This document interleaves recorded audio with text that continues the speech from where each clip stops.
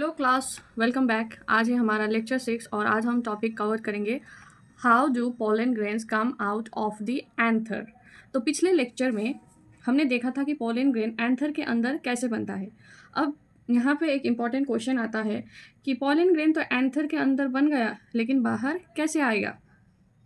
इसका आंसर समझने के लिए पहले एक नया वर्ड समझते हैं जो है डेहिसेंस। यहाँ पे भी लिखा है डेहिसेंस, ठीक है। तो डेहिसेंस का सिंपल मीनिंग होता है वो एक नेचुरल लाइन ऑफ ओपनिंग होती है, यानी कि वो अपने आप खुल जाती है, ठीक है। तो इसमें क्या होता है, जब एंथर कम्प्लीटली मैच्योर हो जाता है, क्या हो जाता है, मैच्योर हो जाता है, और उसके अंदर पोलन ग्रेन्स भी मैच्योर हो जाते हैं, तब एंथर की वॉल धीरे धीरे ड्राई होने लगती है, ठीक है।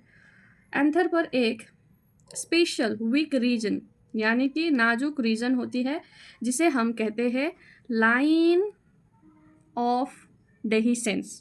समझ में आया? तो इस लाइन को याद रखना, ये है लाइन ऑफ डेहिसेंस।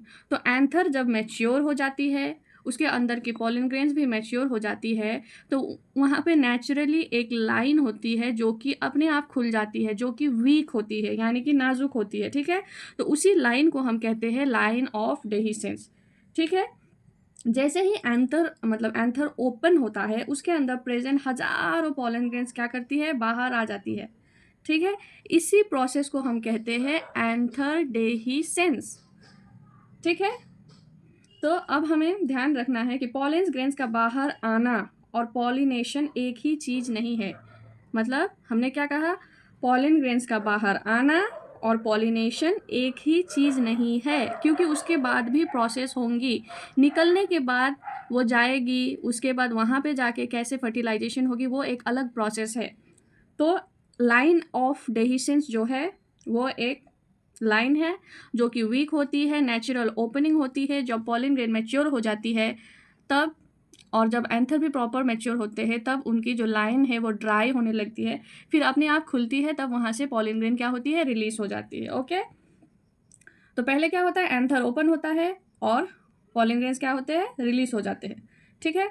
उसके बाद ये पोलन ग्रेन किसी पॉलिनेटिंग एजेंट की हेल्प से स्टिग्मा तक पहुंचते हैं। निकलने के बाद क्या होता है, वो किसी पॉलिनेशन एजेंट के जरिए कहाँ पहुंचते हैं, स्टिग्मा में पहुंचते हैं, ठीक है। जैसे कि अब पॉलिनेटिंग एजेंट मतलब मैंने क्या कहा था, हवा, उसके बाद अपना इंसेक्ट हो गया जैसे कि हनी बी, बटरफ्लाई, बर्ड्स, है ना, और पानी, वाटर, और कुछ प्लांट्स में बैट्स भी कभी कभी आते हैं, ठीक है।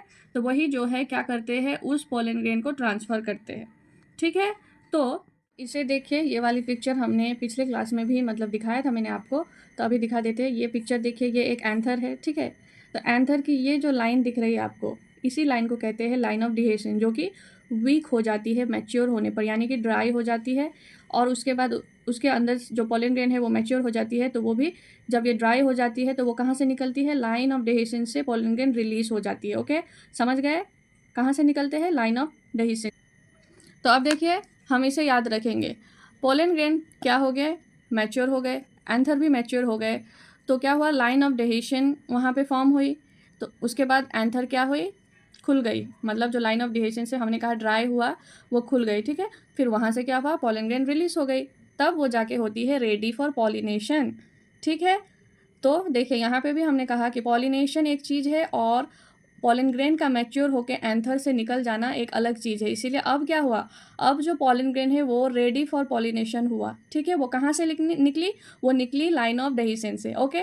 तो यहीं तक हम रखेंगे। अब क्या हुआ, पोलन ग्रेन पॉलिनेशन के लिए रेडी हो गए। इसके बाद अगले क्लास में हम लोग कवर करेंगे कि अब फर्टिलाइजेशन दूसरे पार्ट में, मतलब जो नेचुरल एजेंट या फिर हम कह सकते हैं बर्ड, ये सब के द्वारा, वाटर, हवा, पानी, ये सब के द्वारा जाके फिर वो उन एजेंट के द्वारा जाके कैसे वहाँ पे जाके फर्टिलाइजेशन होती है। So we will continue that in next class, okay.